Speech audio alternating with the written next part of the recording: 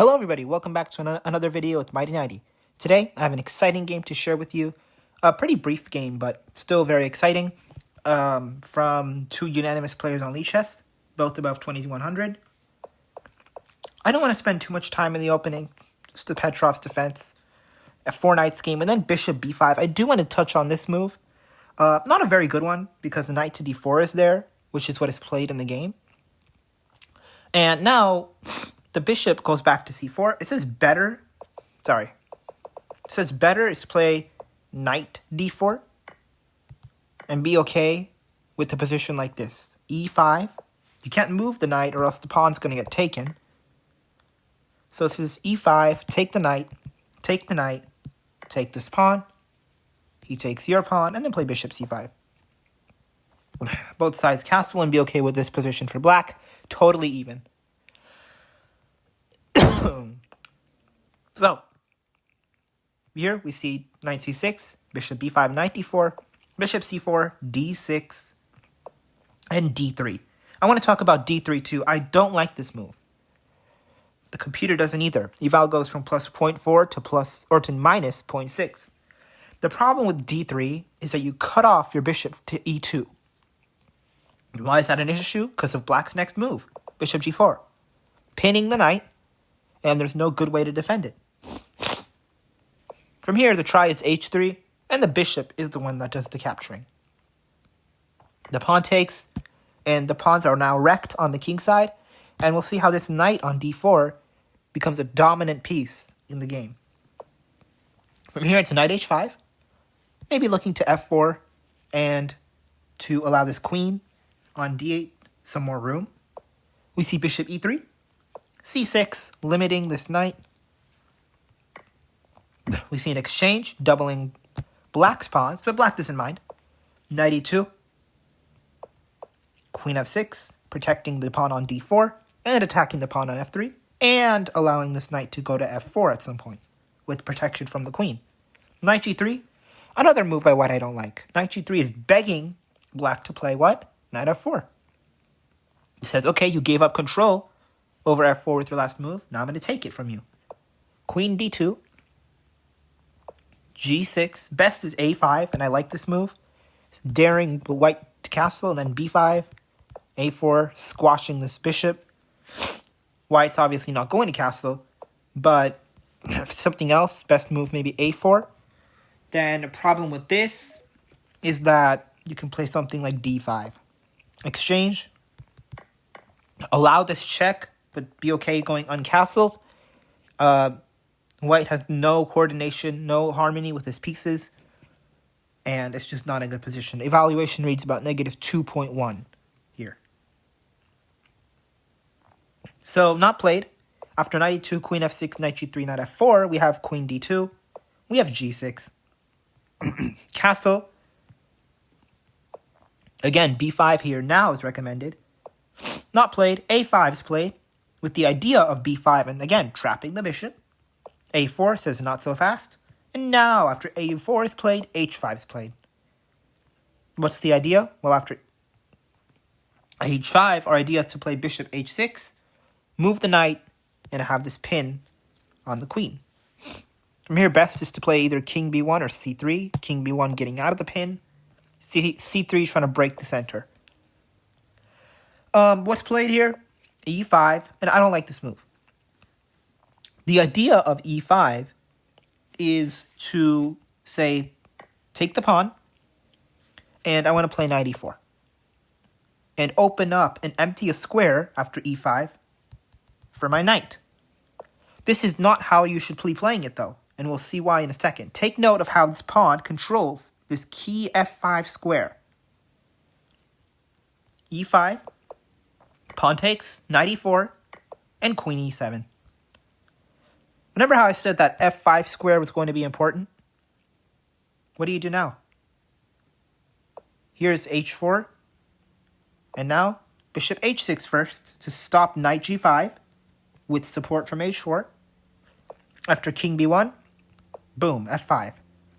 I said the f5 square is important. This knight kicked from its best square, goes to g5. We see an exchange, And I love this next move, queen b4. Now, it may look tempting is to say, why can't I take the pawn? And you can. You're still okay here, but the problem with taking the pawn is you open up files for the rook. You waste tempo. This pawn on e5 is weak and immediately challenged by the rook. Your evaluation basically goes from negative 3.6 to negative 0.7. Drops significantly. Rook e1, you don't have queen f6 to protect the pawn. Your knight's going to get taken. You don't have queen e7, same story. Knight's taken. Oh, excuse me. Pawn is taken here. Queen takes, boom, rook e1. Thanks for playing.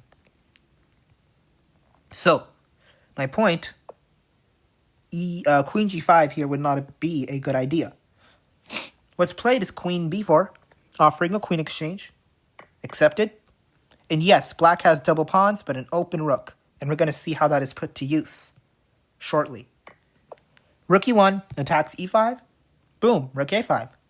Sit right in front of this a pawn, say no moving for you. And we'll protect our pawn on e5. c3 sacrifices a pawn with the idea of playing king c2. Now, the engine says better was to take the pawn and accept the sacrifice. But even here, if I were black, I would not take the pawn.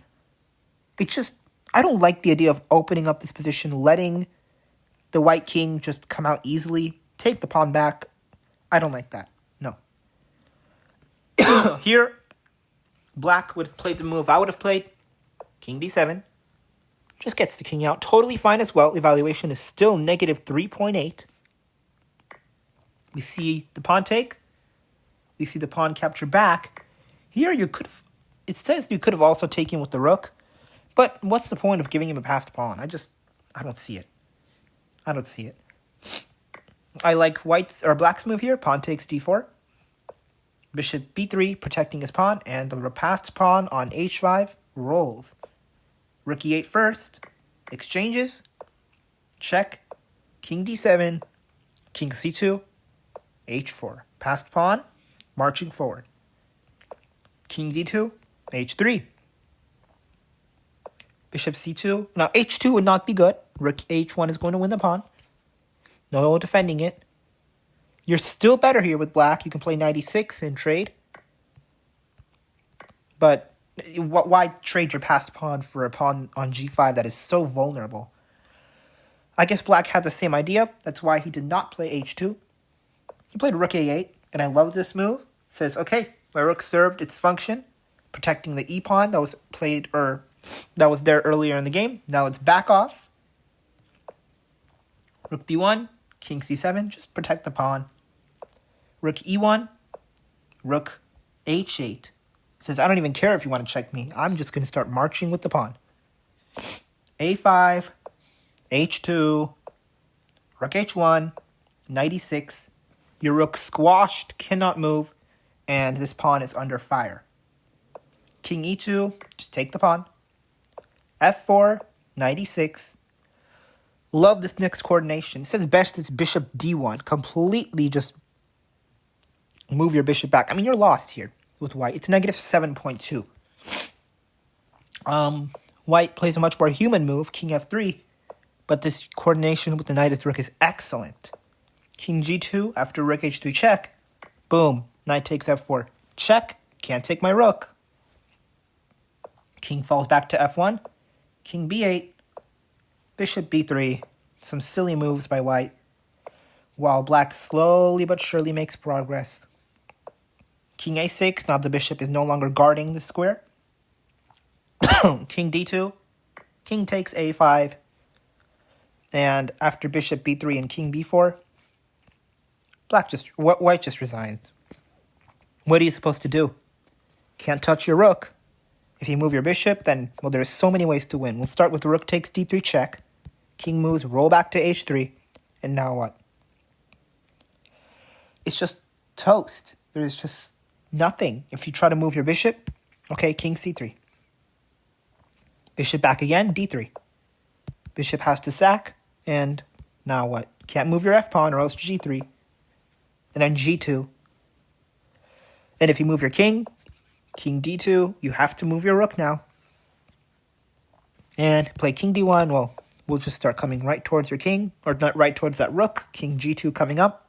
If you play king f1, just march the pawns. And it's over. Great game.